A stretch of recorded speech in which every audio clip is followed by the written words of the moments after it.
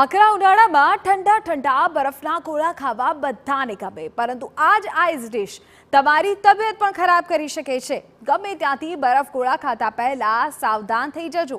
સુરતમાં બરફ ગોળાના વિક્રેતાઓને ત્યાંથી લેવામાં આવેલા નમૂના નિષ્ફળ થયા છે. આરોગ્ય વિભાગે 3 દિવસ પહેલા દરોડા પાડીને 16 એકમોમાંથી નમૂના એકઠા કર્યા, જે પૈકી 3 એકમમાંથી લીધેલા બરફ ગોળાના નમૂના ફેલ ગયા છે. બરફ ગોળામાં વપરાતી ક્રીમમાં મિલ્ક ફેટનું પ્રમાણ ઓછું મળી આવ્યું છે. મનપાના આરોગ્ય વિભાગે લગભગ 20 લીટર ક્રીમના જથ્થાનો નાશ કર્યો છે. વિસ્તારમાં નમૂના લેવાની કામગીરી હાથ ધરવામાં આવે, તેમાં કુલ 23 નમૂનાઓ લઈ પબ્લિક હેલ્થ લેબોરેટરી સુરત મહાનગરપાલિકાને પૃથ્થકરણ સારું મોકલાવી આપવામાં આવે. આ કુલ 23 નમૂનાઓ પૈકી કુલ 3 નમૂનાઓ એ ક્રીમ અને સિરપના જે the food safety and standard act 2006 અન્વયના ધારાધોરણ મુજબ માલુમ પડેલ ન હતા.